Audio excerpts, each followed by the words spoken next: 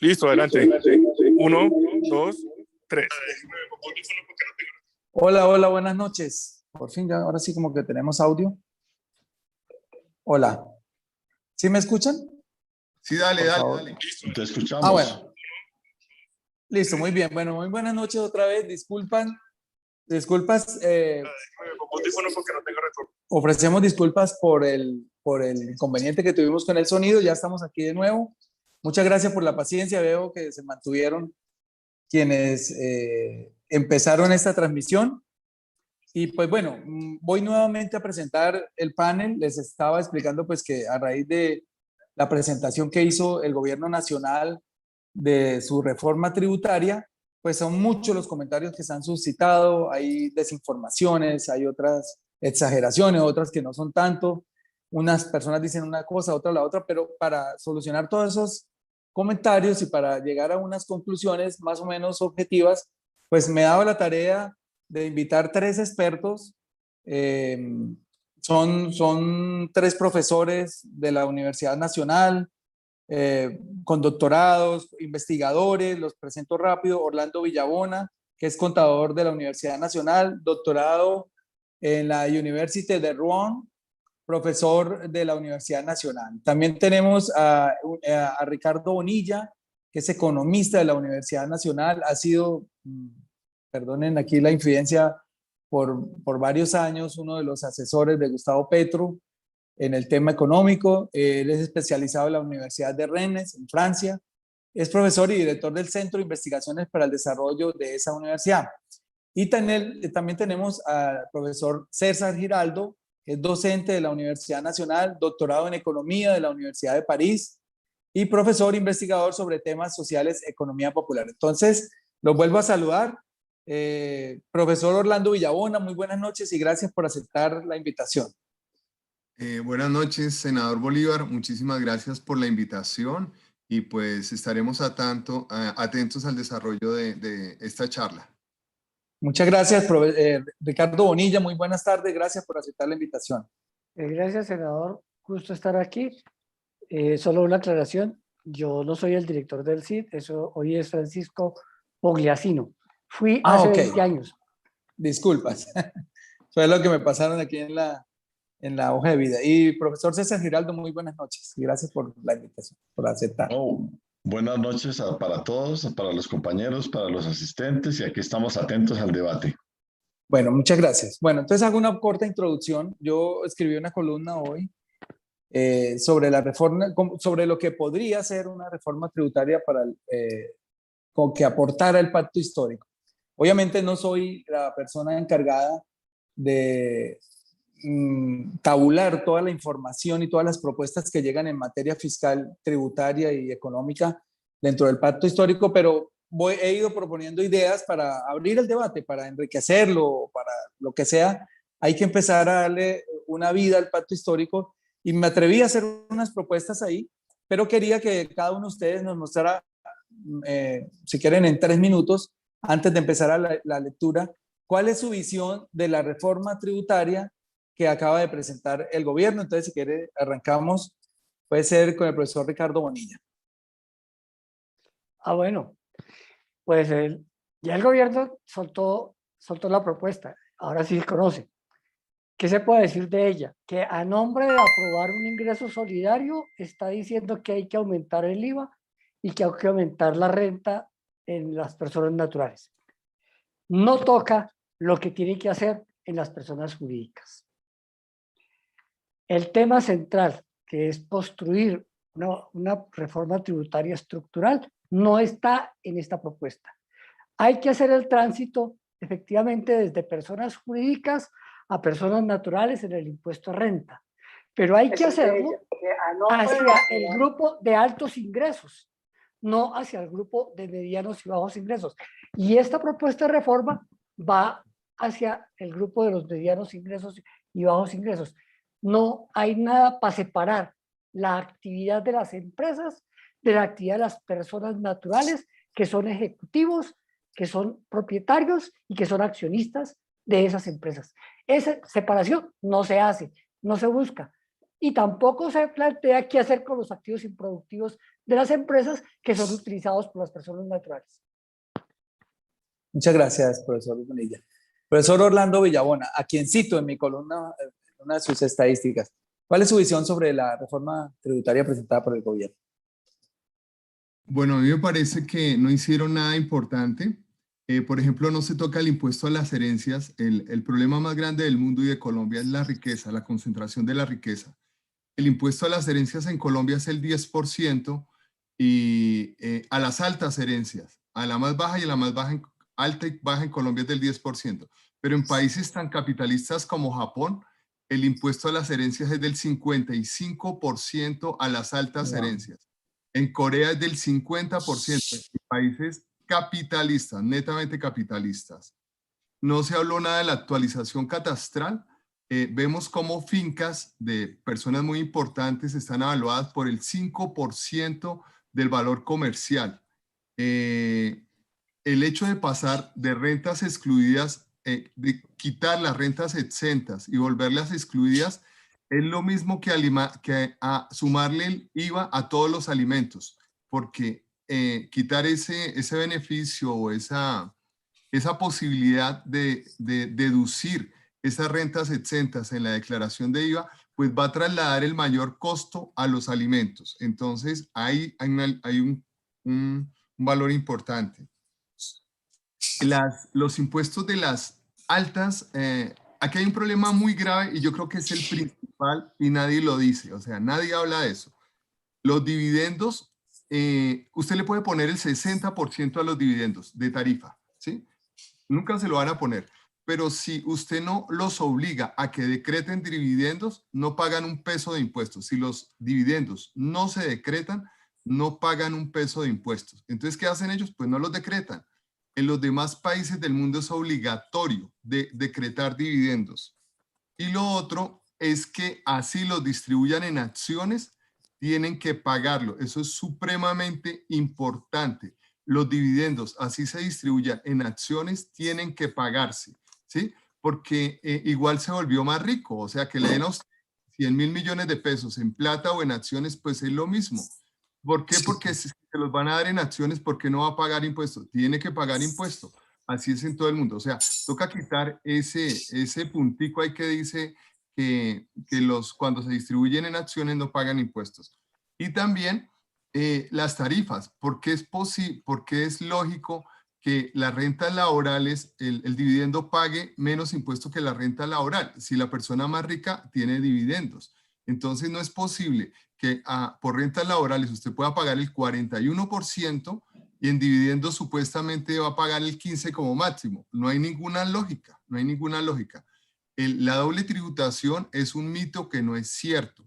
La persona en el resto del mundo, cuando paga por dividendos, descuenta la parte proporcional que pagó la empresa y paga la diferencia. Entonces, eso es carreta, eso es mentira. Eso es un cuento que nos están echando todo el tiempo. Y yo pues le diría por ahora eso. Muchas gracias, profesor. Ahora vamos con el profesor César Giraldo. Bueno, buenas noches. No, yo lo que quisiera señalar es que una de las tragedias que tienen las autoridades fiscales en Colombia es que 2/3 partes de la población económicamente activa está por fuera de todo lo que es el contrato social y por lo tanto en su actividad económica no tributan, no pagan impuestos porque están en la informalidad. Entonces están recayendo sobre las clases medias y para tratar de buscar una legitimidad en los sectores populares, entonces ponen el tema del ingreso solidario permanente que mencionó Ricardo Bonilla. En realidad la gente está por fuera de la tributación porque tampoco tiene derechos sociales. Uno, si no tiene derechos sociales, no paga impuestos porque no le ve legitimidad al Estado. Y a mí me llama la atención que cuando uno lee la exposición de motivos, en toda su primera parte, lo que está señalando es que es necesario hacer el ajuste fiscal porque si no los mercados de capitales nos van a castigar. Entonces, que las firmas calificadoras de riesgo nos van a bajar la calificación, de tal manera que la reforma tributaria está haciéndole un favor a los acreedores del Estado, o sea, a quienes les debemos plata. Y se plantea, por ejemplo, que digamos, el impuesto marginal sobre las empresas hay que reducirlo, mientras que hay que aumentar el impuesto pues a los empleados y a los pensionados. Y que incluso el tema del empleo tiene que ver con los impuestos a la nómina, porque el capital hay que desgravarlo. O sea, es como si fuera una reforma que estuvieran aprovechando el momento de la crisis para hacer más beneficios al capital y seguir gravando el trabajo. Por ahora dejaría ahí. Bueno, mire, de todas maneras, para ir planteando soluciones, la gente dice, bueno, ustedes se oponen a todo, pero entonces, ¿cuál sería una solución? Esta pregunta para los tres. Para recaudar ese dinero que efectivamente, y todos lo reconocemos, le hace falta al Estado, dado el déficit fiscal que se aproxima casi a los 8 puntos, en parte por la pandemia. Y si no es a través del IVA, los servicios, si no es a través de esta reforma tributaria que está proponiendo el gobierno, ¿cuál sería, digamos, una solución para hacer ese recaudo? Digamos, a manera de ver de ustedes tres, profesor Bonilla. Bueno, el tema central, pongámoslo en el impuesto de renta. Dejemos el IVA para más adelante. Bueno, ¿Qué pasa en el impuesto de renta? Que el impuesto de renta hoy tiene una distribución que no es la mejor distribución para el país ni para el mundo. Las personas jurídicas pagan la mayor parte del impuesto de renta y las personas naturales pagan muy poco o pagamos muy poco. Pero ¿por qué razón existe esto? Las personas jurídicas están aportando cerca del 90% del impuesto de renta, las personas naturales aportan menos del 10%, y la razón que existe es porque detrás de las personas jurídicas hay una estructura tributaria que está llena de huecos, está erosionada y que permite cantidad de formas de evadir y eludir, que hace que ni las empresas paguen ni las personas naturales de altos ingresos lo paguen. ¿Cuáles son las razones que hay allí? Ahí es donde hay que centrar el foco de una reforma tributaria progresista y alternativa. Hay que separar la actividad de las personas jurídicas de la actividad de las personas naturales. ¿Eso qué significa? Que en Colombia, en la persona jurídica, existen no solo los activos con los cuales la persona jurídica trabaja y produce, sino que están los activos, otros tipos de activos que no tienen nada que ver con el objeto del negocio y que realmente son de usufructo de personas naturales, propietarios, accionistas, ejecutivos, etcétera. Pongo referencias. Están los apartamentos donde viven los propietarios, están las casas donde viven los propietarios y accionistas, están las fincas de recreo, están los yates, están los aviones. Mire el avión solamente del abogado de la contraparte. Todo eso figura a nombre de una persona jurídica. Eso es el activo de la persona natural. Entonces, los activos no están a nombre de las personas naturales, están a nombre de las personas jurídicas. Después dicen que el país tiene bajísima productividad. Pues claro, si usted está midiendo la productividad con los activos improductivos de estas empresas. Entonces, como no lo separamos, ¿qué sucede?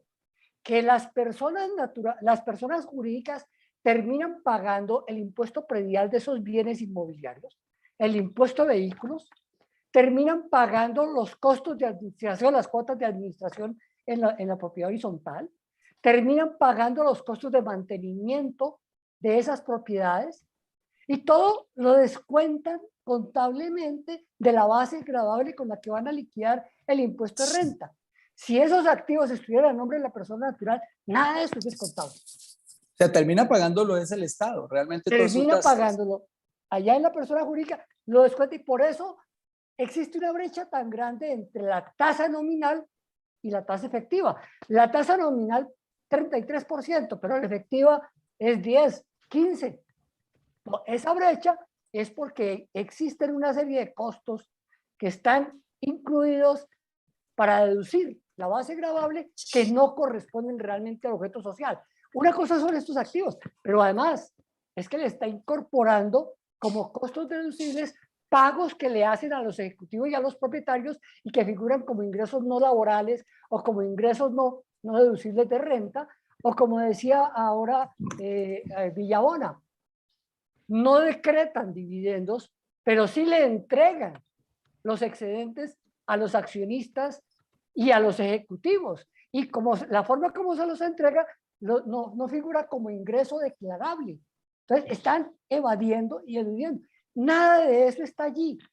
¿Sabe qué dice la Comisión de Expertos Internacionales que entregó su informe hace menos de un mes?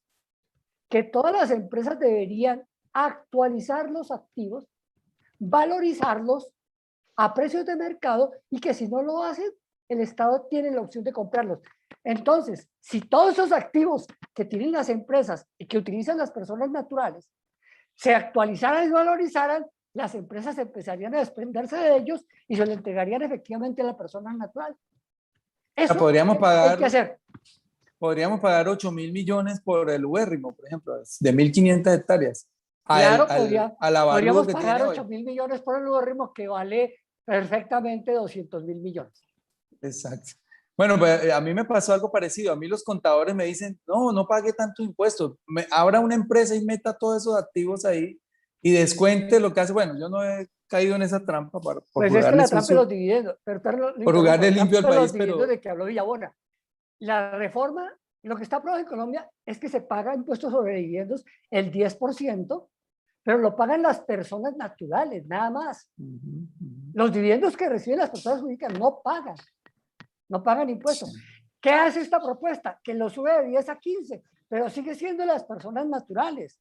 Y con el solo hecho de que la persona natural se convierta en una SAS, automáticamente deja de pagar el impuesto a los dividendos. Entonces, hay muchas formas en que las personas naturales de altos ingresos ni siquiera declaran los ingresos que tienen.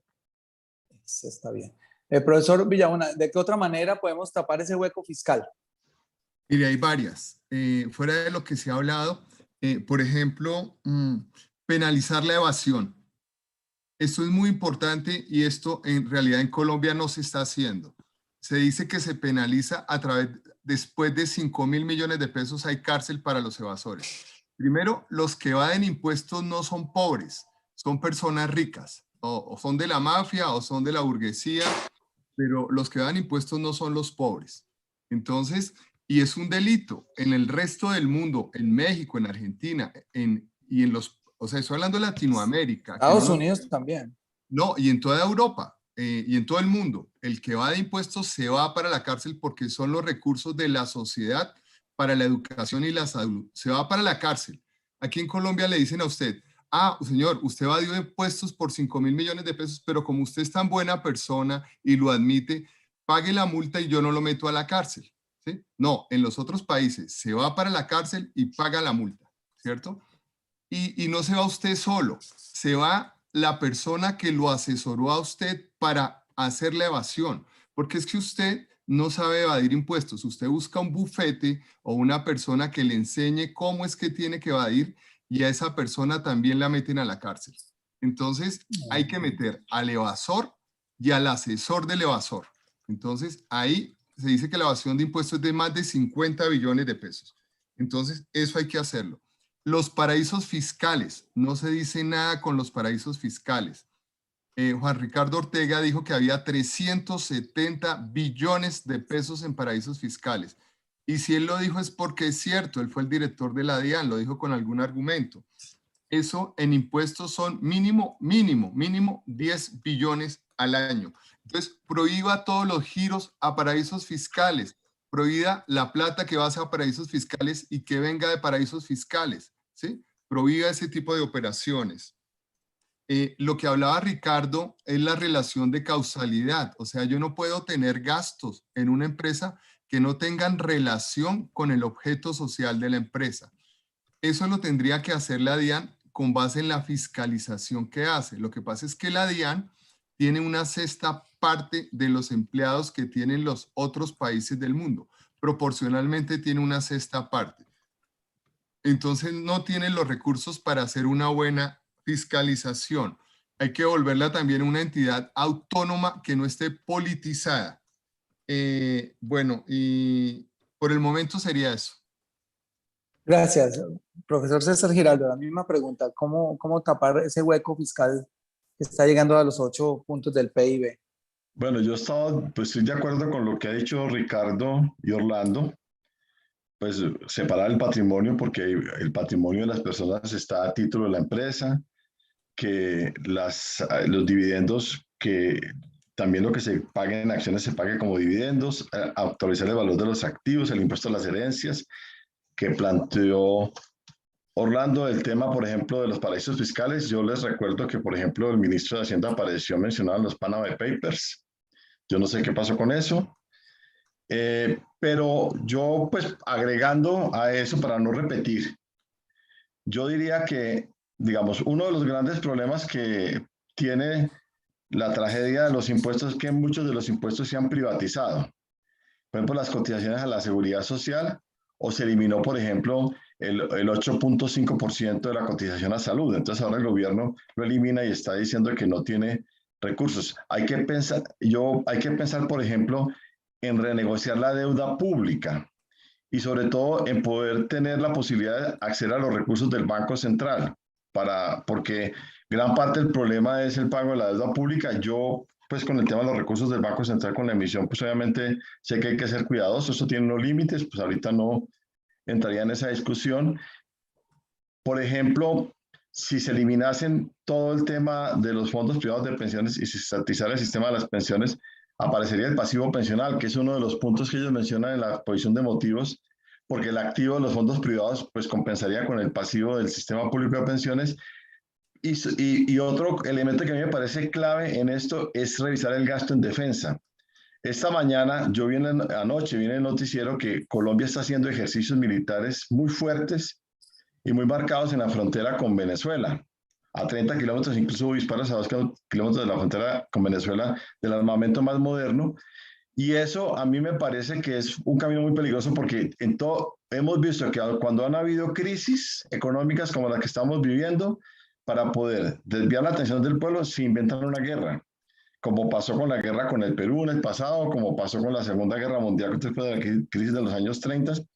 Y eso puede que uno lo vea como muy lejano, pero se está moviendo mucho en esa dirección. Yo dejaría por ahí por ahora. Bueno, pues si les parece, leo la columna, la comentamos y hacemos después unas conclusiones. Les comento pues que tenemos en este momento 3.200 personas, hay 1.831 en Facebook y 1.300 en YouTube. Es un muy buen número de asistentes. Antes de pasar a la columna, me gustaría, porque me hacen preguntas acá, para cualquiera de los tres, una explicación un poquito didáctica de cuál es la diferencia entre elusión y evasión fiscal. Hay una pregunta aquí de alguna persona. Pues Orlando, abre el micrófono. Bueno. la más precisa, pues la puedo señalar con el tema del comercio exterior. Cuando usted habla de contrabando, quiere decir que entró productos y no pagó. Es evasión. Cuando usted habla de contrabando técnico, quiere decir que usted entregó productos y pagó una parte, pero no pagó todo. Eso es elusión. Oh, ok. Elusión, otra definición, elusión es la forma de pagar menos impuestos. Usted lo puede hacer contra la ley, o sea, contra las normas, eso es evasión. Pero elusión es aprovechar los controles que no tiene la ley para pagar menos impuestos. Oh, ok. Bueno, voy con la lectura, voy a tratar de leer rápido. Se llama Una reforma tributaria del pacto histórico y dice así: seguimos aportando ideas para la discusión programática del pacto histórico. Hoy les propongo, sin mayor pretensión que la de enriquecer el debate, algunas ideas para enrumbar la política fiscal de Colombia hacia el cumplimiento de los criterios de justicia, equidad, progresividad, eficiencia y transparencia de los que habla la Constitución Nacional. En términos sencillos, para no caer en la aburrida manía de enredar los conceptos con frases rebuscadas, justicia tributaria significa equidad. Los que tienen más pagan más y los que tienen menos pagan menos. ¿Se cumple esa premisa en Colombia? No. Aquí en Colombia y por lo regular en los países que han entregado su economía al libre mercado, los que tienen más pagan menos y los que tienen menos pagan más. Según una investigación de 2018 realizada por el profesor Villabona y Quimbay, nos acompaña acá el profesor Villabona, las siguientes son las tasas de tributación de algunos sectores. Agricultura 17%, minería 14.40, industria 19.40, energía 17.30, construcción 16.60, comercio 17.10, TIC, tecnologías de la comunicación 16.40 y el sector financiero paga 7%. Entre tanto, en esta gráfica de la Comisión de Estudios de Beneficios Tributarios, vemos claramente que las personas con los ingresos más bajos, es decir, los de percentiles 1 al 4, pagan un impuesto más alto que las que están ubicadas en los percentiles 5 al 64. Básicamente, explica que debido a la forma como está estructurado el impuesto a la renta, los trabajadores de menos ingresos, entre 0 y 683.000 pesos, muy seguro que por retención en la fuente pagan más. En los percentiles 65 al 91, las clases media y media alta, que reciben entre 5, 6 y 21 millones de pesos, llegan a pagar como tasa efectiva hasta 5% de su ingreso bruto. A partir del percentil 91 y hasta el 100, donde están ubicados los mega ricos y ultra ricos, con ingresos que van de los 21 millones a los 2.000 millones mensuales, la tasa efectiva cae hasta casi la misma tarifa del percentil 1, donde la tarifa efectiva es del 2,19%. Si atendemos los criterios establecidos en la Constitución, ninguno de ellos se cumple. Esto no es justo, ni equitativo, ni transparente, ni progresivo. Es todo lo contrario. Los impuestos en Colombia son injustos, regresivos y nada transparentes, porque de todos es sabido que de una buena parte de ellos se escurren a los bolsillos y los privilegios de las castas políticas enquistadas en el poder vía corrupción. Según la DIAN, comillas, el principio de progresividad hace referencia al reparto de la carga tributaria entre los diferentes obligados a su pago, según la capacidad contributiva de la que disponen, o dicho de una forma mucho más sencilla, a medida que aumenta la riqueza de cada sujeto pasivo, aumenta su contribución. Esta progresividad no se cumple. El peluquero, el oficinista, el pequeño y mediano empresario pagan 33% de renta y no cuentan con los beneficios tributarios que han conseguido los grandes sectores a punta de lobby en el Congreso y financiación de las campañas. Por eso un trabajador que gana miserables 2 salarios mínimos y medio en 2022 deberá pagar 500.000 pesos de renta, y los que ganarán un salario y medio, 1.6 millones en 2023, pagarán la tercera parte de su miserable salario según la nueva reforma tributaria. Injusto desde todo punto de vista. Esta salvajada no admite ninguna defensa. Sin embargo, los uribistas la defienden de oficio. Algunos porque les toca para no perder los contratos que tienen, y otros por devoción absoluta y ciega con los postulados de su líder, sobre los que nunca tienen objeción alguna, sencillamente porque ven por sus ojos, aunque no disfruten de uno solo de los privilegios con que cuenta aquel.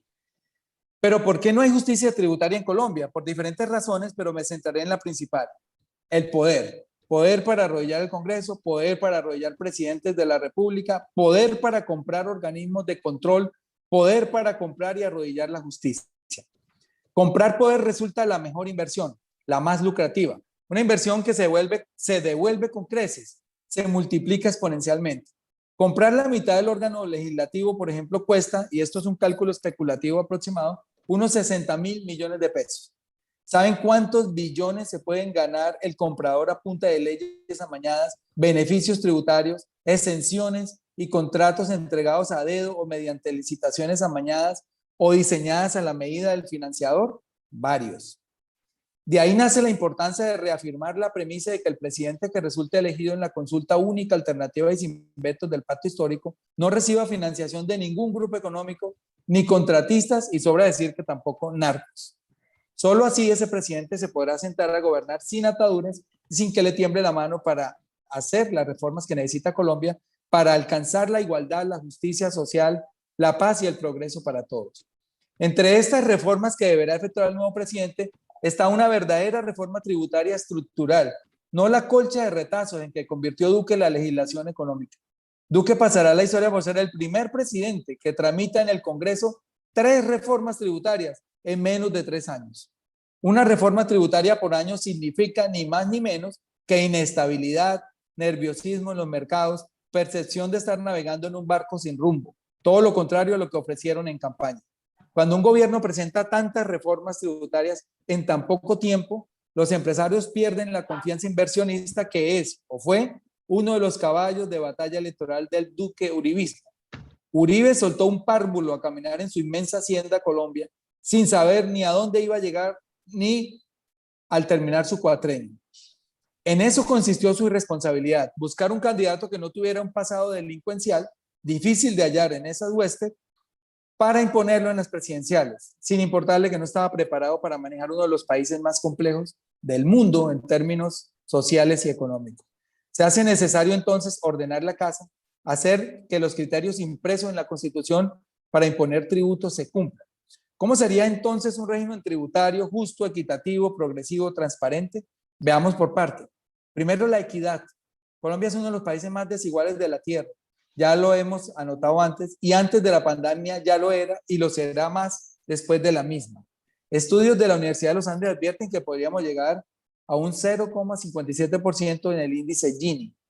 La crisis del COVID mostró que alrededor de 15 millones de personas eran pobres o muy pobres y que otros 17 millones estaban permanentemente en riesgo de serlo, los vulnerables, a tal punto que durante la crisis, uno de cada 4 hogares, 10 millones de personas, redujeron de 3 a 2 el número de comidas diarias y un 2,5% de la población solo puede ingerir hoy una comida diaria. Esos son datos del DANE. Mientras en la otra orilla los mercados de valores internacionales daban cuenta de las megamillonarias ganancias de los sectores financieros, farmacéuticos y de venta de bienes básicos de primera necesidad.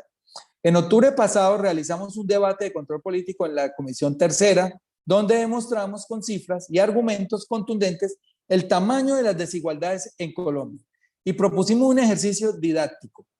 Imaginamos una maratón en la cual participan todos los colombianos mayores de edad, con el fin de que al final cada uno reciba $1 millón para toda la vida. Según un estudio de la Universidad de Purdue en América Latina, una persona requiere de $35,000 anuales, unos 122 millones de pesos al año, o 10 millones al mes, para ser felices toda la vida. La maratón comienza en la Plaza de Bolívar y termina en Silvania, Cundinamarca, porque allí, según los kilómetros, se alcanzaría la meta de $1 millón. Si en esa maratón ponemos a todos los colombianos en el punto de partida donde les permiten sus ingresos hoy, encontramos que, miren este ejercicio tan interesante que hicieron mis asesores en el Congreso. 23,4 millones arrancan en la Plaza de Bolívar, los que no tienen nada. 10,2 millones ya van por Corferias. Esta es la llamada clase media. 646,000 ya están en la meta, es decir, ya tienen en su patrimonio $1 millón. Estos son los ricos. 34,000 van pasando por Ibagué, 189 kilómetros. Acumulan cada uno más de $5 millones. 3,000 van llegando a Palmira, 448 kilómetros y acumulan $10 millones, y estos son los muy ricos. 2,000 ya están en Lima, Perú. Cuando el pobre está en la Plaza Bolívar, ya hay 2,000 colombianos que están en Lima, Perú, a 2,876 kilómetros, y cada uno tiene $65 millones, y estos son los muy ricos. Y hay 166 que ya están en Santiago de Chile, a 4,200 kilómetros. Y esas son las personas que tienen $100 millones, y estos son los muy, muy ricos. 103 fueron a Buenos Aires y volvieron a Bogotá. Recorrieron 13,546 kilómetros porque tienen ya $300 millones, y estos son los mega ricos. Y hay 6 que fueron a Buenos Aires y a Bogotá más de 26 veces, mientras el pobre todavía está en la Plaza de Bolívar. Recorrieron 176,908 kilómetros, la mitad de la distancia de la Tierra a la Luna, más de 3,500 millones en promedio en sus cuentas bancarias. Estos son los ultra ricos. Pero hay que tener en cuenta que el más rico de los colombianos, Luis Carlos Sarmiento Angulo, según la revista Forbes, tiene un capital de $11,000 millones y tendría que vivir 11,000 vidas para gastarse todo ese dinero y ser tan feliz como el promedio de los colombianos. Si una persona tuviera la riqueza de Luis Carlos Sarmiento al nacer, con una expectativa de vida de 80 años y no recibiera un peso a lo largo de su vida, tendría que gastarse diariamente $377,000 para que al final de su vida se quedara sin un solo peso. Es decir, tendría que gastarse diario 1,357 millones de pesos, mientras que el ingreso promedio diario de un colombiano es de 54,750 pesos. Los indicadores escandalosos no paran ahí. El 1% más rico de los propietarios de tierras del país son dueños del 89,5% del total de predios, con extensiones superiores a las 2,000 hectáreas. Una finca promedio de estos terratenientes tiene un tamaño más grande que el de Bogotá. De hecho, el 0,02% de los predios son unidades de propiedad de más de 1.000 hectáreas y concentran el 74% del área agropecuaria del país, como se señala Salomón Kalmanovich. Hay un link para que la gente entre al espectador y lo vea. La razón más importante para acumular tierras es que sobre estas no hay que pagar impuestos. Lo decía uno de los profesores ahora. Y ello ocurre porque tierras rurales en Colombia están profundamente infravaloradas.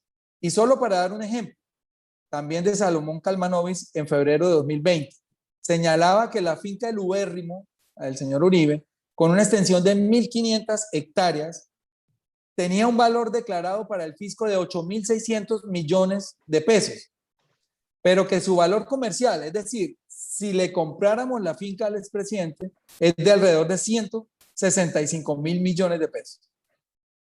Es decir, este es un ejemplo de gente mega rica que no quiere aportar al fisco y que para ello usa su poder político con el fin de evitar la modernización del catastro y el aumento del gravamen de las tierras. Poder. Este señor hizo coincidir la declaración de renta de 2019 a 0 pesos. Justo, recientemente Mauricio Cabrera reveló en un estudio presentado por FESCOL que dice que 2.681 clientes del sistema financiero son dueños de 58,6 de los depósitos, que son 185 billones de pesos. Es un promedio de 69.000 millones de pesos. O sea, 2.600 clientes son dueños casi del 60% de la plata que hay en Colombia. Mientras que el 44.6 millones de colombianos tienen apenas el 2,4 de los mismos ingresos, 7.6 billones, lo que es igual a un promedio de 172.700 pesos por usuario del sistema. Al final, un tristísimo indicador Gini en ahorro del 0,95%. Un horror para cualquier país que se tilde como una democracia. En Colombia, el 10% más rico lleva a sus bolsillos el 42,7% del ingreso nacional. Pero en ese 10% están los empleados que ganan más de 1.5 millones al mes, como los senadores que se ganan 34.7 millones y los ultra ricos que se embolsillan más de 282 millones al día. De tal manera que, para hacer más clara la comparación, hay que decir que el 0,001% de los colombianos gana el equivalente al 10,3% del Producto Interno Bruto. Son 103 billones al año. ¿Qué hacer para atacar la atroz inequidad? Y acá hago unas propuestas, las menciono rápido. La primera, actualización catastral, para que los terratenientes paguen lo que deben pagar por la tierra que atesoran, muchas veces, la mayoría de veces, casi siempre, sin producirla.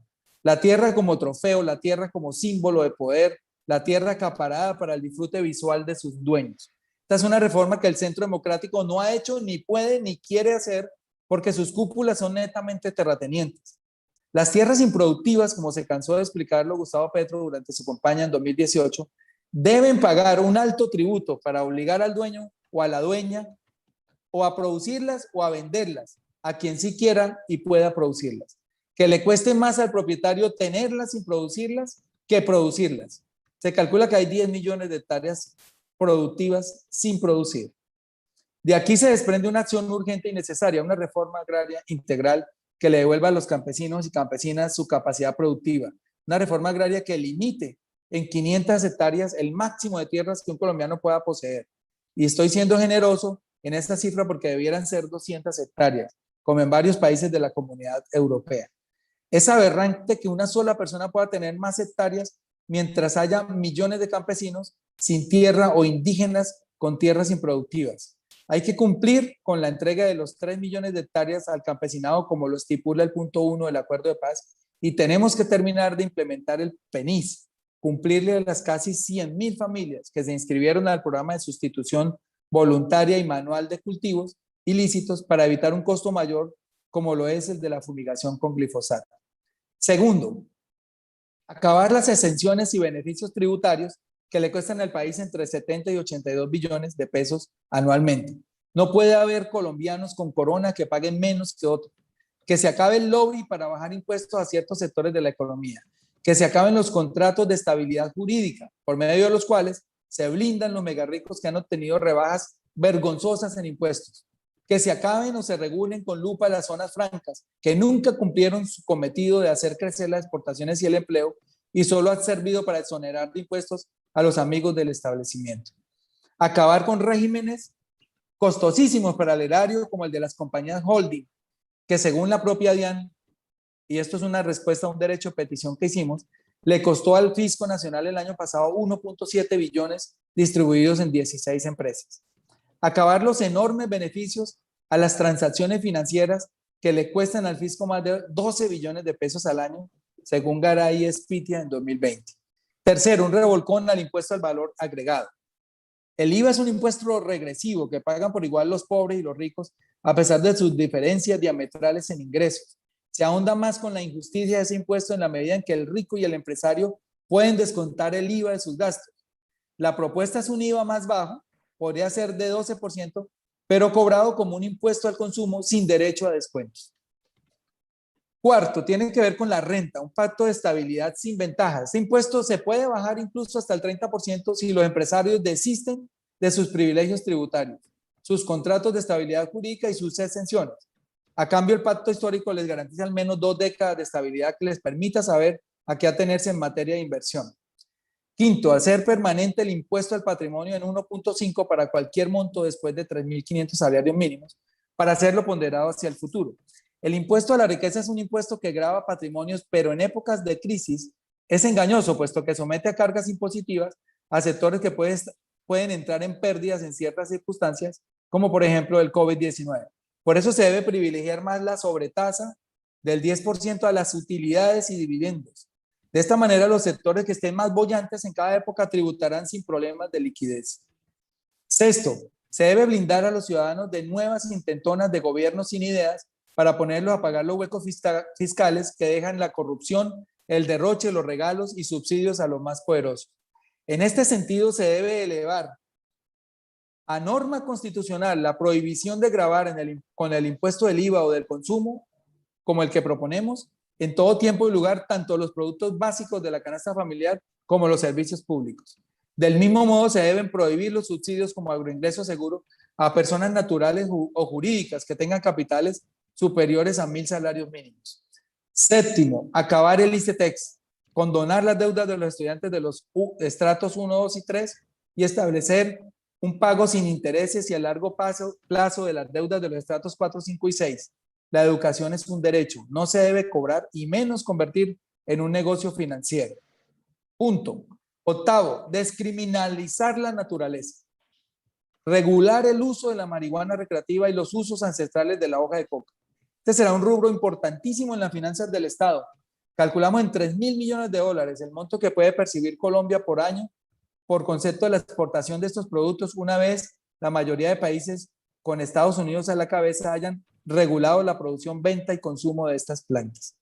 Noveno, impuestos verdes hasta lograr la descarbonización de la economía. Y este quizás es el único punto en que apoyamos la reforma tributaria presentada esta semana por el gobierno. Pero vamos más allá. Los países desarrollados deben pagar a los chocuanos y a los habitantes de cada departamento incrustado en la Orinoquía o la Amazonía por cada hectárea reforestada y por cada hectárea que se conserve para mantener el equilibrio ambiental del planeta. No podemos seguir sacrificando el desarrollo social y económico de los habitantes de estos territorios mientras ellos protegen la biodiversidad. Vamos a protegerla, pero pagándoles por el sacrificio de su desarrollo. Y décimo, como una alternativa a la renta básica, que nos hemos cansado de pedir a un gobierno sordo y cero empático con los problemas económicos que ha generado el COVID-19, proponemos la creación del programa de empleo garantizado, con el fin de crear 2 millones de empleos a lo largo de 4 años, orientados principalmente a mujeres, jóvenes y personas excluidas del mercado laboral y focalizado en sectores clave para la recuperación económica, como la mitigación del cambio climático, puede ser en reforestación, el apoyo a la cultura y las artes, el mantenimiento de la infraestructura y especialmente hacia las economías del cuidado. Tendría un costo de 27 billones al año, que esto es como el 2,7% del Producto Interno Bruto y un 8,5% del presupuesto nacional, pero introduciría a la economía un dinamismo que necesitan hoy los empresarios colombianos. Necesario hablar también de acabar el derroche, las corbatas, los altos presupuestos de publicidad estatal, bajar los altos salarios, elevar penas a delitos relacionados con corrupción, fortalecer colpensiones, dinamizar las exportaciones a través de crédito blando a tasas Banco de la República, incentivar el salto tecnológico y una política para apoyar el consumo interno de las marcas colombianas con publicidad estatal gratuita, pero esto ya esto estuvo muy largo. Por último, cabe recordar que nada de esto sería posible sin unas mayorías decentes en el Congreso. El 55-86 y el presidente sin ataduras son requisitos sine qua non para llevar a cabo estas y otras reformas que propondrá el Pacto Histórico a la Ciudadanía en 2022. Bueno, hasta aquí la columna, me disculpan lo extensa. Ahí dejo estas propuestas, me gustaría que las discutiéramos y si ustedes tienen otras, pues obviamente. Pero entonces arranquemos ahora por el profesor César Giraldo, que siempre lo dejamos de último. Profesor. No, yo obviamente estoy de acuerdo con la columna que tú estás planteando y quiero pues un poco resaltar algunas cosas que has dicho ahí. En la exposición de motivos el gobierno habla de la progresividad tributaria, pero cuando uno la lee, dicen, pero hay que aplicar también equidad horizontal, porque la progresividad es equidad vertical, o sea, el de más arriba paga más, pero entonces dice al final que quienes más pagan son los empresarios y entonces ahí digamos, se rompe la equidad horizontal. Obviamente, cuando una reforma tributaria se presenta al Congreso, lo que sale del Congreso no es lo que entra al Congreso, porque el tema es que los poderes económicos están representados en el Congreso. Ellos han financiado las campañas electorales. Entonces, ahí los grupos económicos, los poderes terratenientes, los gremios más fuertes de la economía, pues están mandando sus contadores para que le redacten al parlamentario, sea un senador o un representante, el artículo exactamente como les conviene. Y por eso finalmente, como dicen en Hacienda, las reformas tributarias terminan siendo perforadas, mientras que al pueblo nadie lo representa, entonces el pueblo termina clavado con el IVA, que es lo que pues está pasando acá, que como Orlando explicó, pues, digamos, pasarlos de excluidos, perdón, de exentos a excluidos, quiere decir que los productos de la canasta familiar no van a poder descontar los impuestos que se pagan en la cadena productiva. Yo también, digamos, bueno, o sea, lo del catastro, patrimonio, como dice Ricardo, las exenciones. Tú estás planteando un impuesto, que el IVA se convierte en un impuesto a las ventas, o sea, a la venta final. Al consumo. Sí, que es como funciona en Estados Unidos. Exacto. En Estados Unidos, ese es un impuesto local de los estados, pues, porque de los estados, que no es el Estado Nacional, sino es un país federal. De hecho varía, ¿no? Por ejemplo, en Florida es del 7% y en Nueva York, por ejemplo, es del 10%. Porque claro, porque eso está ligado a una autonomía territorial, o sea, el tributo es propiedad del gobierno local y por lo tanto él puede subirlo o bajarlo en función de si quiere incentivar actividades económicas o atraer factores de producción en torno a eso. Me parece también que, por ejemplo, una fuente de recursos muy importante que tú lo mencionaste es que, digamos, si hay por lo menos 300 billones de activos en los fondos privados de pensiones, que obviamente están respaldando pensiones porque el gobierno está alegando ahí que uno de los grandes huecos es el pasivo pensional. Pero en realidad, en la medida en que se ha privatizado, pues los ingresos, por ejemplo, los ingresos de pensiones van para los grupos económicos, porque ya terminan. Lo que se paga por las vías va para las concesiones. Las empresas de servicios públicos son privadas y son una fuente de extracción de renta que están erodando la capacidad de pago. Pero yo quería hacer una reflexión final, pues para oír los comentarios tanto de Ricardo como de Orlando. Mire, el gobierno hace una afirmación en la exposición de motivos porque, digamos, ahí alegan dos cosas. Uno, que hay que tranquilizar los mercados de capitales, que es lo que les preocupa. Y dos, que también hay que atraer inversión extranjera y entonces no hay que gravar a los inversionistas, al capital. Si uno mira la historia, cuando más tributos hubo para las empresas, que fue en la época de la sustitución de importaciones, desde los años 30 hasta los años 70, más o menos del siglo pasado, había impuesto a dividendos, impuesto de remesas de utilidades al exterior impuesto a la empresa, impuesto a la persona, fue cuando más inversión extranjera hubo. Todas las empresas como Colmotores, como Philips, que ya no está, como Bayer, como Colgate, todas las empresas llegaron con ese grado de tributación tan alto porque lo que les interesaba era el mercado, lo que les interesaba el mercado. O sea, no es cierto de que poner impuestos a las empresas va a ahuyentar el capital, y eso no ha sido cierto históricamente, eso no es cierto. Eso es un discurso que ellos plantean, pero que la historia no lo valida. Yo dejaría hasta ahí. Sí, estoy de acuerdo. Profesor Jairo Orlando. Bueno, yo estoy de acuerdo con lo que dijo también César. Yo cambiaría de la propuesta que hace el senador lo del impuesto al patrimonio.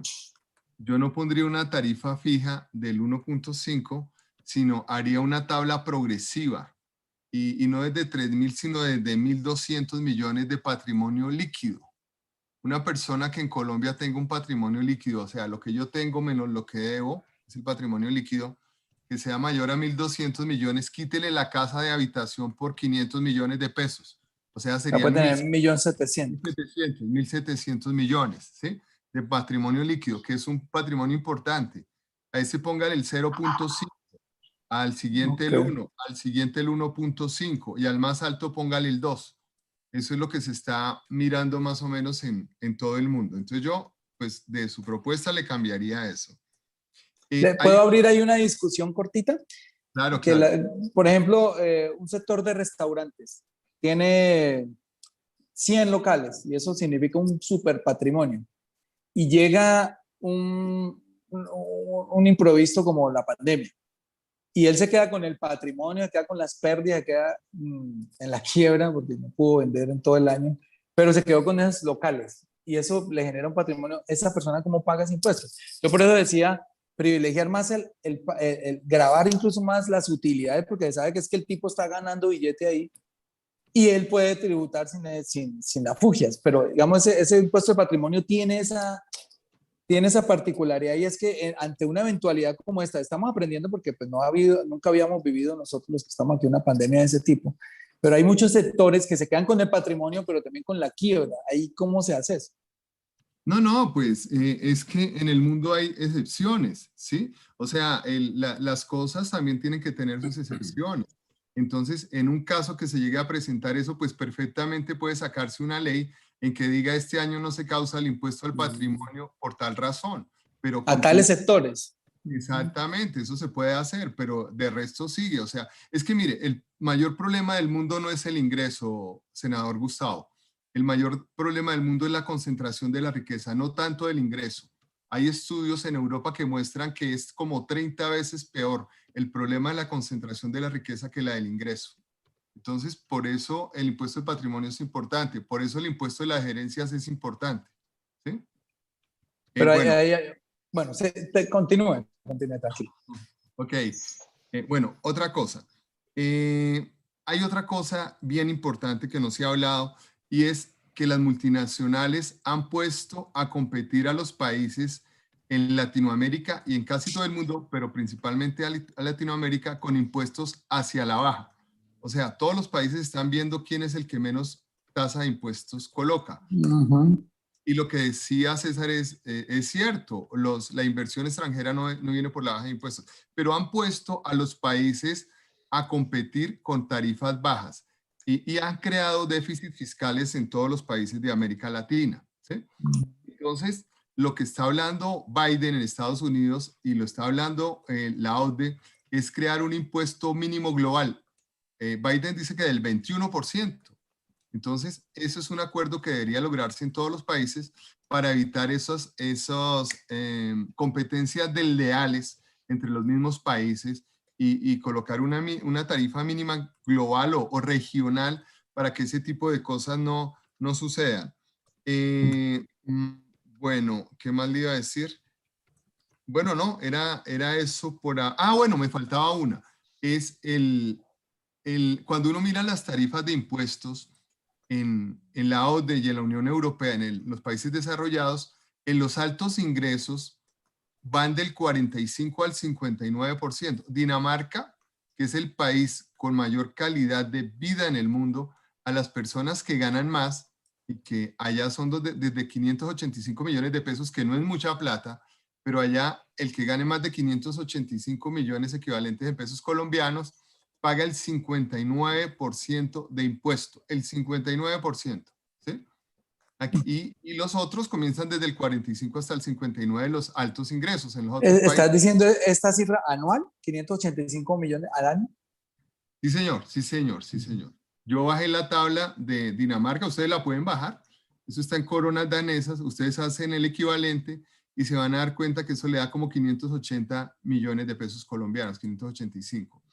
Entonces, eso hay que hacerlo, o sea, nosotros tenemos que imitar a los que lo hacen bien, porque acá, y además quitar los beneficios, o sea, que la tasa nominal sea muy cerca a la tasa efectiva, o sea, que no estén pagando los ricos entre el 1 y el 2% de impuestos. Eso es bien importante y eso hay que hacerlo. Perfecto. Profesor Bonilla. Bueno, yo diría que las propuestas hay varias cosas que profundizar, rescatar. ¿Qué es lo más importante en este momento? Que efectivamente hay que eliminar exenciones y beneficios. Y hay que equilibrar la tabla. Es decir, que usted tiene que poner a todos con la misma regla de juego y no unos con una regla y otros con otra. Esa distorsión que existe en el estatuto tributario es porque las reglas de juego no son similares para todo el mundo. Hay reglas de juego preferenciales y hay reglas de juego para otros. Esa es la brecha que existe entre la tasa nominal y la tasa efectiva. Entonces, lo primero que hay que hacer es trabajar en eso. Hay que eliminar eso. Lo segundo, me voy a meter en el impuesto de patrimonio. El impuesto de patrimonio es importante porque es gravar la riqueza, efectivamente, pero tenemos que meter la riqueza tanto de las personas naturales como de las personas jurídicas. Para eso lo que tenemos que hacer es que efectivamente las personas jurídicas depuren su patrimonio, depuren sus activos y le entreguen a las personas naturales lo que les corresponde. Hoy eso no sucede. Entonces, ¿hoy qué tenemos? Una propuesta que trae el gobierno de cobrar un impuesto al patrimonio, pero que solo paguen las personas naturales. Pero si los activos están en las personas jurídicas, pues, ¿cuándo lo van a pagar las personas naturales? Y me estoy refiriendo a las personas naturales de altos ingresos. Yo también bajaría esa tabla a 1.200 millones de patrimonio líquido, es decir, patrimonio bruto menos deudas, menos la casa de residencia. Yo le hago una pregunta acá, en ese tema, antes de que pase a los otros. Hay empresarios que para no pagar ese impuesto al patrimonio están empezando a vender sus activos fijos y entran en leasing o en alquiler y entonces hacen el truco de que yo tengo aquí un restaurante, es mío, tengo que pagar por tener esta propiedad un impuesto al patrimonio. Si lo alquilo, lo que hago es que ese dinero de la renta lo meto a gastos y antes salgo ganando. Y eso lo están haciendo casi en todo el mundo. ¿Cómo evitar eso? Pero entonces aquí la pregunta es que en esa discusión de propiedad, el patrimonio le va a quedar a alguien. Entonces el interrogante es, ¿quién va a pagar el impuesto predial? Porque así pase al leasing. El dueño, es al que le no, es que cuando uno habla de propiedad, aquí estamos hablando de dos impuestos. Uno es el impuesto al patrimonio como tal que se le cobraría, que se le pagaría a la nación. Y otro es el impuesto particular inmobiliario de cada predio. Ese impuesto inmobiliario de cada predio es el impuesto predial. Esa es la discusión de la que habla Salomón. Salomón está hablando específicamente del impuesto a la tierra. La tierra sí tiene impuesto. Es el impuesto predial. La discusión que hay en Colombia es que ese impuesto existe, pero la base gravable es muy baja, es simbólica. El caso del ubérrimo. Son 1.500 hectáreas que cada hectárea está evaluada muy bajo. Vale más una hectárea del minifundio que una hectárea del ubérrimo. Un minifundista paga más que una hectárea del ubérrimo, porque esa propiedad, como muchas otras, miren ustedes las declaraciones de buena parte de los congresistas del Centro Democrático, que son dueños de las tierras de los ingenios azucareros, son dueños de varias de las tierras grandes del Cauca, y que esas tierras están evaluadas muy bajo, por lo tanto su base gravable para pagar el predial es mínima ahí hay evasión. Y si esa es la base gravable, si ese es el valor que le va a meter al impuesto al patrimonio, entonces, ¿con qué va a pagarse? Usted hace el truco, lo manda a un leasing, pero alguien sigue quedando de propietario. Entonces, ese propietario debe pagar el impuesto al patrimonio. Entonces, aquí la discusión es, sin trucos, ¿cómo es? ¿Quién lo va a pagar? Porque la propiedad no cambió de sitio. Para que cambie efectivamente de sitio, tiene que haberse hecho la transacción total. No es simplemente la entrega temporal por arrendamiento. Entonces, esa es la discusión de quién lo va a pagar. Y a la larga, el que termina pagando es quién va a pagar el impuesto predial. Entonces, es importante desarrollar eso. Pero por eso hay que depurar activos. Por eso hay que volverlos eficientes. Y por eso hay que presionar a que las tierras trabajen más. Vamos a otro lado. Ustedes dicen, traen un ejemplo que es desafortunado para una presentación pedagógica de quién paga y quién no paga impuestos. La declaración de renta de Uribe, como la declaración de renta de la señora Cabal, termina diciendo que después de haber pagado retención en la fuente, paga cero. Pero ya pagó la retención en la fuente. ¿Qué es lo importante de esas dos declaraciones? Que uno va y las mira y tiene un activo muy grande, un patrimonio muy grande. Y sobre ese patrimonio no hay ingresos. No hay ingresos. El ubérrimo registró 30.000 pesos. En el ubérrimo se registraron 30.000 pesos. Y ambos senadores terminan declarando que tienen ingresos no constitutivos de renta. Entonces terminan pagando impuestos solamente por su salario en el Congreso. Pero la riqueza que tienen al otro lado no produce nada. Ricardo, no les genera nada. ¿Cómo así que son las empresas más ricas del país y no están generando ingresos? Esta es la discusión de dónde están entonces esos ingresos que aparecen como no constitutivos de renta y que la misión de expertos extranjeros le viene a decir, oiga, ese impuesto que llaman hoy no constitutivo de renta debe ingresar a los ingresos constitutivos de renta. Un segundito, el profesor Villabona quería decir algo. Ya vuelvo contigo, Ricardo. Ricardo y senador, es que por eso es que han venido bajando también la renta presuntiva. Entonces, un objeto de que la renta presuntiva no pague nada es eso. Entonces, si yo tengo una hacienda como el ubérrimo que vale 170.000 millones de pesos, pues le pongo renta presuntiva de cero para que no pague nada. Sí, para que la liquidación no sea sobre la presuntiva.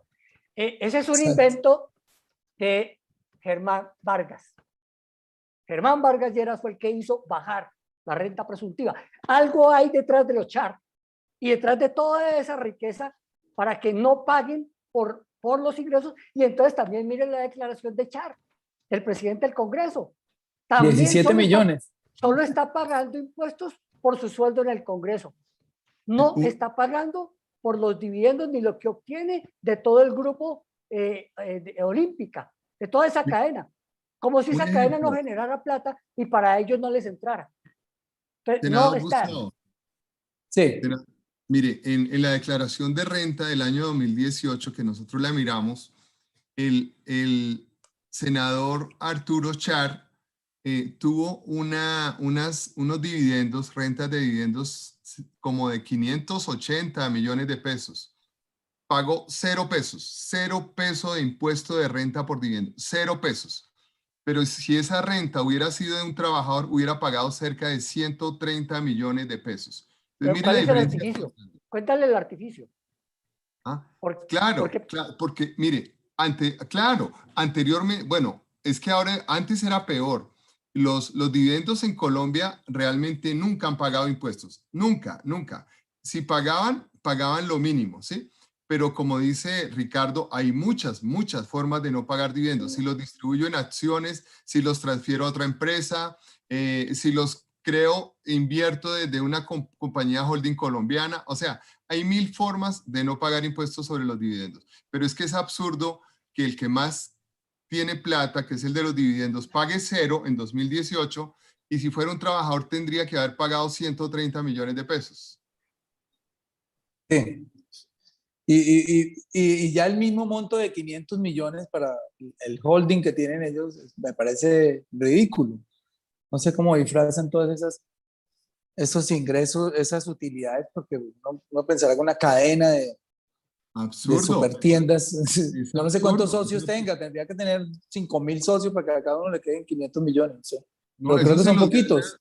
Eso se los gana una cafetería aquí en el Rafael Núñez en un año.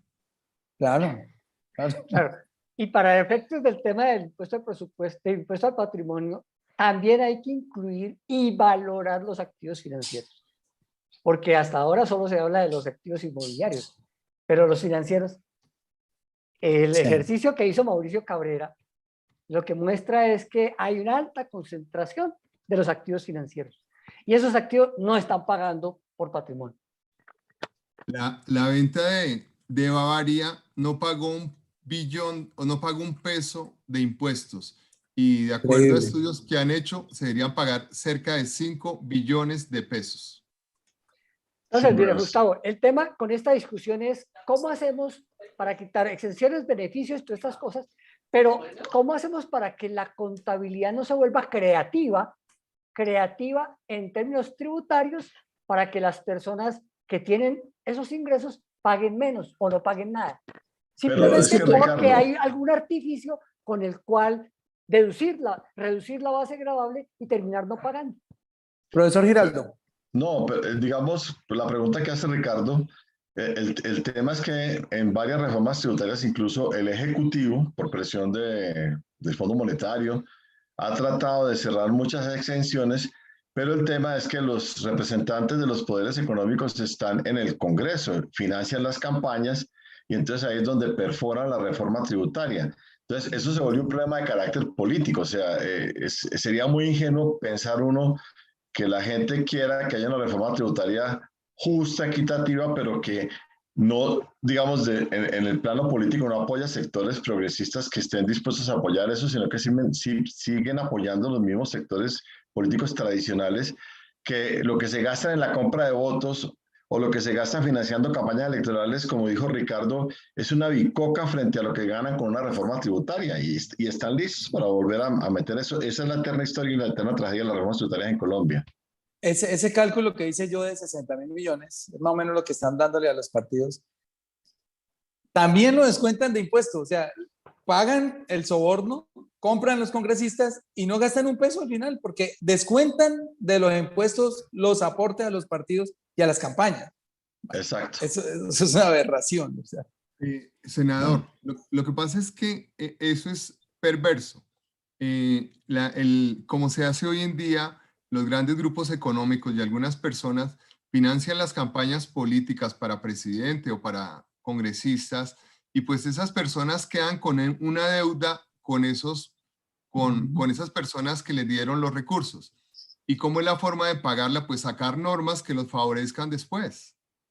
Claro, es una inversión que se multiplica, decía yo ahí, porque calculando 1.000 millones para cada congresista se aseguran la mayoría, son 60, la mayoría serían 56 o 55, y se invierten 60.000. Los descuentos de impuestos quedan casi propietarios de esos votos y después, como dice Ricardo, sacan billones, o sea, cada reforma tributaria, por ejemplo, la de 2019, que fue la más escandalosa, que llamaron la ley de financiamiento, les regaló como entre 9 y 11 billones de pesos a las grandes empresas y empresarios.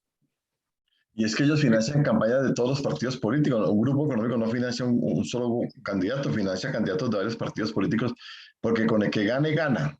Nunca pierden. Con cara, con sello, o si la moneda cae por todos los lados, ganan. El pacto histórico se compromete a no recibir aportes de esas empresas ni de esas personas. Esa es la discusión que hay detrás del impuesto de bebidas azucaradas. Okay. ¿Qué es lo que pasa? Que las bebidas azucaradas pagan IVA, pero es que cuando se habla de incorporar un impuesto a las bebidas azucaradas no es simplemente pagar IVA, sino que por el daño que se genera en salud deben pagar IVA más un impuesto al consumo. Ese impuesto al consumo es el que se han negado y el que a todos los congresistas del Centro Democrático de Cambio Radical no les gusta porque los financiaron Ardila Lule y los financiaron Sarmiento Angulo, y los financiaron los grupos azucareros y los financiaron las empresas de gaseosas. Es lo que hay detrás de eso. Aquí la discusión no es de salud. Aquí la discusión de ellos es cómo hacemos para evitar. Por lo menos ya dejan de pagar un IVA monofásico y pasaron a pagar un IVA plurifásico. Pero la discusión allí es IVA plurifásico más impuesto al consumo. Para la precisión de lo que usted propone, senador Bolívar, el IVA es la metodología o la modalidad de impuesto a las ventas de Colombia. Por lo tanto, como es valor agregado, es descontable. El impuesto de ventas de Estados Unidos no es descontable. Y el impuesto al consumo de Colombia no es descontable. Es un impuesto fijo. Esa es la modalidad y la diferencia que hay que establecer. Entonces, en el caso de bebidas azucaradas, como en el caso del cannabis, cuando se apruebe, es de que van a tener IVA más Al consumo. impuesto al consumo para que ese impuesto al consumo vaya dirigido a financiar el sistema de salud y remiende en algo los daños que se ocasionan por su consumo. De acuerdo, de acuerdo. Senador, hay un punto que no se ha hablado y es importante, y es el descuento del tributario del IVA en la compra de activos fijos. A mí me parece que ese descuento tributario está bien cuando sea a industrias que generen valor agregado. Ese descuento vale plata. En 2018 y 2019 costó casi 1.8 billones, que no se fueron para la salud ni para la educación, ¿sí? Entonces, es importante ese descuento tributario, pero no hay razón para que ese descuento se le dé, por ejemplo, a los bancos, al sector financiero, a los intermediarios. Entonces, ese descuento tributario solo debería dárselo a industrias que generen un verdadero valor agregado, que generen empleo, que produzcan cosas, que traigan máquinas. Eso sí hay que hacer. A esas empresas hay que hacerlo, pero ¿por qué al resto? O sea, ¿por qué Pero a ellos banco? a ellos se les descontó el 100% del IVA a la importación de bienes de consumo en la pasada reforma tributaria, que eso le costó al país 6 billones de pesos. De consumo de Exacto. capital, bienes de capital. Sí, Sí. señor. Sí, Ah, señor. bienes de capital, perdón, bienes de capital. Eso hay que cambiarlo. O sea, ¿por qué a un banco le tienen que dar Pero mira descuento? que hay una visión conceptual en esta reforma tributaria, y es que lo que genera empleo es el capital y no el trabajo, y entonces por lo tanto hay que descontar los impuestos, hay que quitar los impuestos al capital, y también que los empresarios no paguen los impuestos de los trabajadores. Hay que pagar menos salarios, contratar mano de obra pagando poco, que era lo que digamos, el tema del primer empleo, porque el responsable del desempleo es el trabajo, es el salario. Y esa es un poco una visión perversa que hay en esa concepción de la reforma tributaria, aparte pues, de que va a gravar a los asalariados. Miren, ¿ustedes creen que, como toco en uno de los puntos, incluso hay espacio para bajar la renta 30 siempre y cuando desaparezcan las exenciones? Se recogería más plata, ¿verdad? Mire, senador Bolívar, ya hicimos el cálculo. Nosotros hicimos el cálculo. Si quiere, yo le comparto a usted una tabla, no bajándolo al Por 30, favor. bajándolo al 22%. Bueno, Le voy a mostrar. sin exenciones se recoge más plata. Ya le muestro. Si quiere, le comparto la ¿Y ese no pantalla. sería un buen pacto con los empresarios? Mire, acá está. Ah, pero Sí. no me deja mostrar. No me deja mostrar. Ah, yo Pero no sé bueno, cómo se hace. Bueno, pero no, tranquilo, tranquilo. Lo que le digo es que ya hicimos el ejercicio bajándolo al 22% y tomando la tabla de las 5.000 empresas más grandes de Colombia con cifras de la Superintendencia de Sociedades, nos da que se recogen más de 5.5 billones adicionales de impuestos. a lo que ya hoy se recaude. Uy, qué buen Exacto. dato. Ese es un gran dato. Bajándolo El al ejercicio- 22%. El ejercicio realmente es la propuesta que hicimos en la comisión del 2015. Como el estatuto está tan erosionado, para generar una regla de juego igual para todo el mundo, la propuesta fue eliminar el actual impuesto de renta corporativo y reemplazarlo por un impuesto de renta a las utilidades empresariales. ¿Para qué hacer eso? Para, de paso, quitarse de detrás cada exención y beneficio. Es decir, pasa a deducciones cero y beneficios cero. ¿Qué dijo Cárdenas en su momento? Que, que estaba de acuerdo, pero que no se podía hacer, porque entonces habían derechos adquiridos y esos derechos adquiridos eran los contratos de estabilidad, los contratos hoteleros y otro tipo de Claro. contratos que por eso Las zonas no se podía francas, hacer. las Pero zonas esa es, francas, efectivamente, ahí es donde hay que romper. Si eso es así, la tasa de renta corporativa se puede bajar por debajo del 30 al 22 que dice Orlando, pero simultáneamente implica que las empresas le trasladen a las personas naturales, accionistas, propietarios, todos activos e ingresos reales para que esos ejecutivos y esos empresarios paguen los impuestos que tienen que pagar. Mire, acá claro, está. o sea, yo me quedé largo con el 30%, ya puede ser 25 y ganan todos. 22. Mire, aquí está el 22. Y tomamos las 5.000 empresas más grandes y el recaudo adicional es de 5.2 billones. Claro. Increíble. ¿Ustedes comparten esa cifra de 80 billones en exenciones y descuentos y beneficios tributarios o es más? Sí. No, yo creo que está por ahí cerca. Sí, es por ahí, pero hay que tener en cuenta que en Colombia hay una gran parte de la actividad económica que está por fuera de la legalidad, que tiene que ver con el narcotráfico, claro. que tiene que ver con la minería ilegal y que tiene que ver también con la economía informal.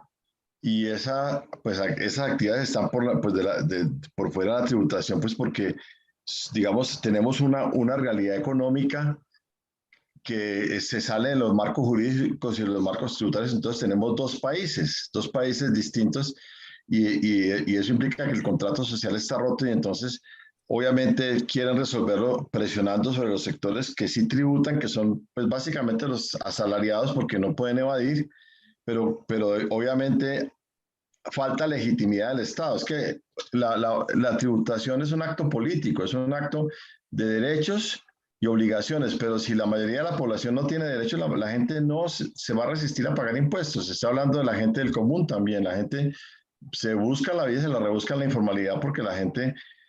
¿Cómo le va a pedir usted, por ejemplo, a un vendedor de la calle que pague impuestos y con el impuesto le pagan al policía para que lo retire de la calle? O sea, el contrato social está roto. O sea, hay un problema político ahí que está en el fondo de la violencia que hay en Colombia. Bueno, pues yo creo que para culminar, ya vamos para 2 horas, la gente está muy contenta, ya siguen los 3.400 conectados, llegamos a tener un pico de 4.000. Les pediría a estas personas que siguen conectadas que por favor compartan esta información, es muy importante. La pedagogía, estar informados es parte de la revolución. Si uno sabe por lo que está peleando, pues obviamente eso genera más confianza y más credibilidad en el discurso. Entonces, por favor, ayúdenos a compartir esto. Y le pediría a los profesores ya para finalizar como unas conclusiones de lo que viene, si quieren de 3 minutos, el tiempo que quieran, para cómo enfrentar esta reforma en el Congreso. A mí me encantaría que ustedes 3 fueran senadores y los otros profesores con los que he estado, y no yo, porque yo allá lo único que hago es tratar de transmitir todo lo que ustedes nos enseñan, pero de verdad debería el pacto histórico servir para que personas como ustedes, que no son políticas, no tienen caudales electorales, pero que tienen toda la sapiencia, pudieran estar allá. Qué bueno sería. Decirles, profesores, ¿cómo enfrentamos ahora esta reforma en un Congreso tan desigual también, con minorías? Nosotros, por ejemplo, en la Comisión Tercera, que es donde se presenta la reforma tributaria, somos 17 miembros y solo hay conmigo 2 de la oposición, el senador Iván Marulanda y yo. Los otros 15 son del gobierno. O sea, ahí ya no hay problema, ahí no hay forma de atajar eso.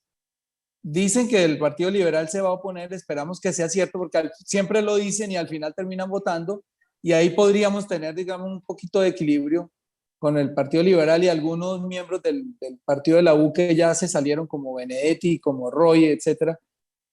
¿Ustedes creen que esta reforma pasa como todas o esta va a tener un poquito más resistencia, sabiendo que viene un año electoral y que también no se quieren exponer a la picota pública? Muchos senadores que vamos a colgar ahí en la picota pública apenas den el voto favorable a esta reforma. ¿Cómo ven esto que viene? ¿Quiere arranquemos con el profesor Bonilla? Bueno, Yo creo que hay que oponerse a esta reforma. Lo único que es rescatable de esa reforma es el ingreso solidario, pero hay que aumentar la renta básica. No se puede quedar en las tablas que tiene allí. Y el resto hay que ponerse porque no es una reforma estructural. Esta no, tampoco es estructural. No. Sí, está buscando resolver temas de caja.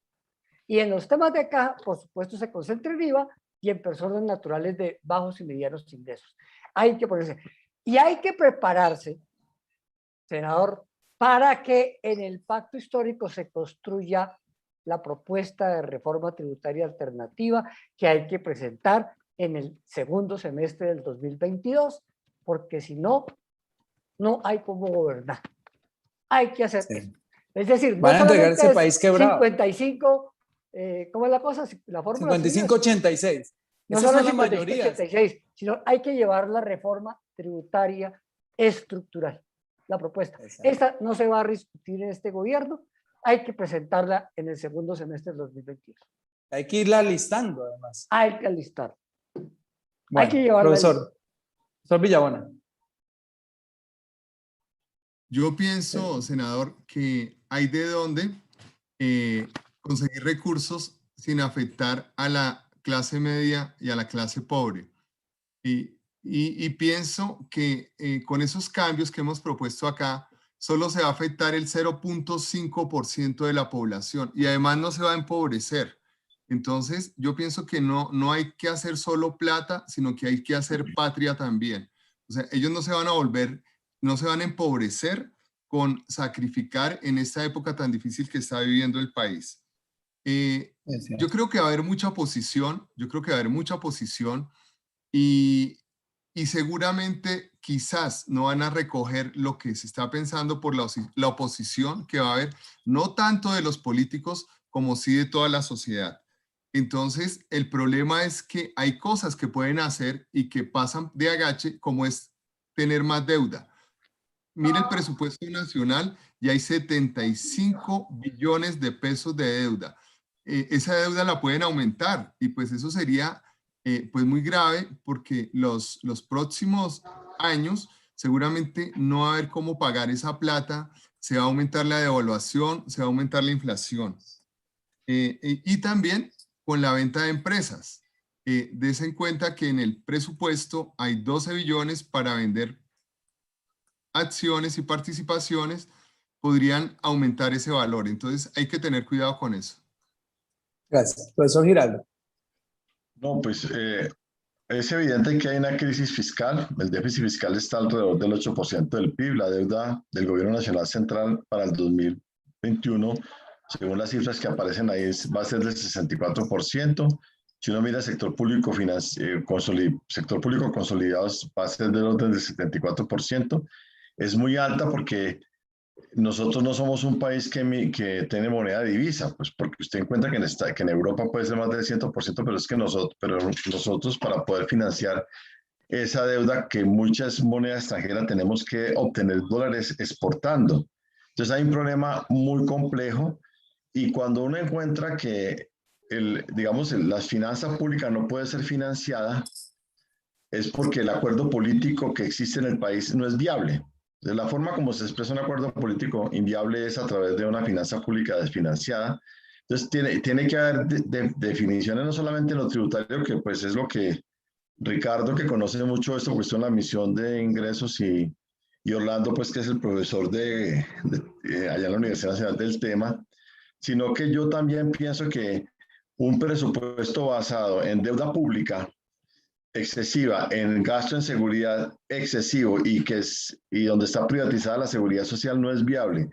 Hay que romper un Estado, como dice Andrés Felipe Mora, financiarizado, un Estado guerrerista, y por lo tanto hay que repensar ese pacto político. Y lo digo porque yo veo que, por ejemplo, los gastos militares se están escalando terriblemente y están armando un lío con Venezuela, que lo peor que puede pasar es que para salir de esta crisis, como han salido muchos países en la historia de la humanidad, salgamos a través de una guerra, que es lo que se está viendo, se oyen tambores de guerra, y creo que entramos a un terreno muy peligroso que la sociedad colombiana tiene que pensar. dejaría ahí.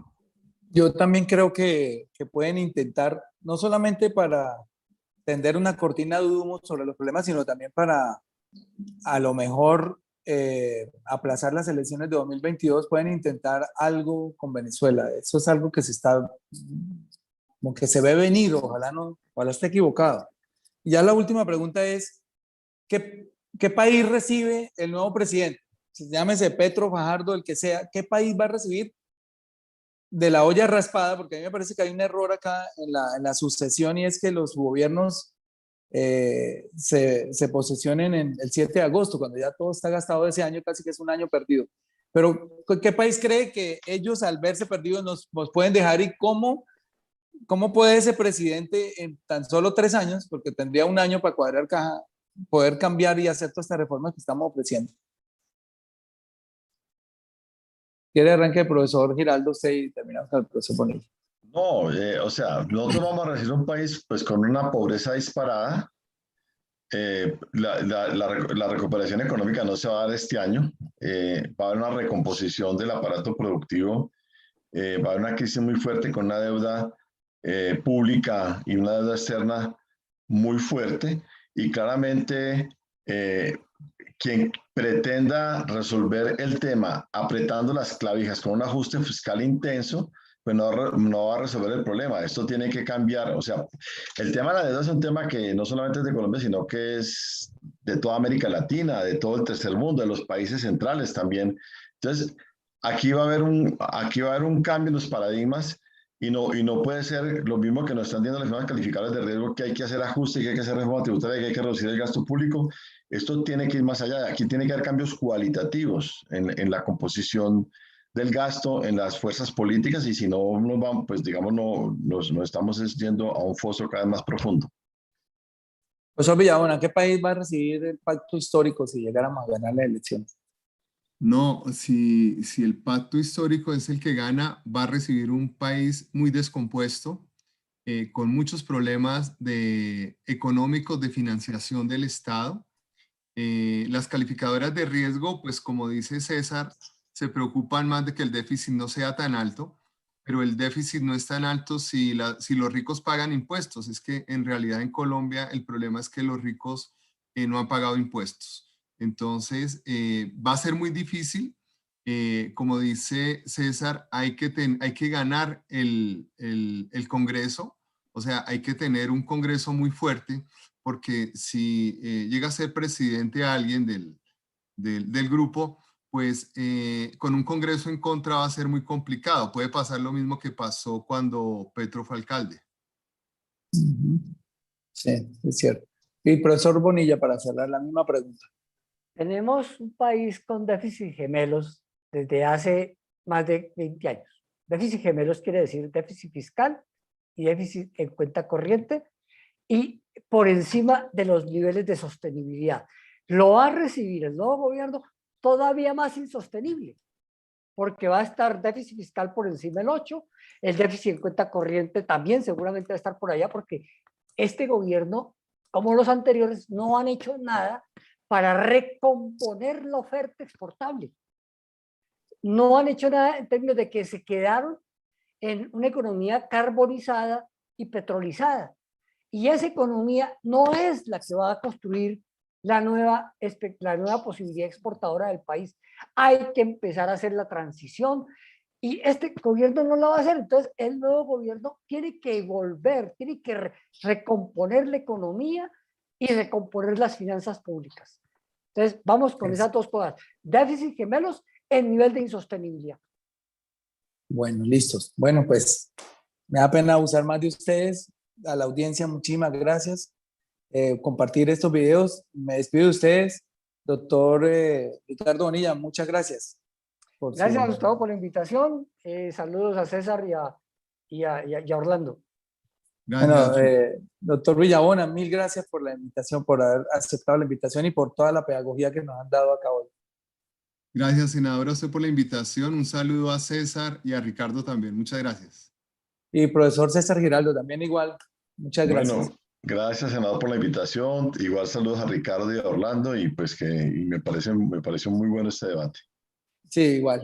igual para usted. Bueno, muchas gracias a todos. los Saludo a oyentes, los Susan allá en televidentes. la parte de preparación. A Susan, a Germán, que sufrió ahí con el sonido, pero al claro, final la sacó. Susan, muchas gracias. Bueno, Germán. gracias.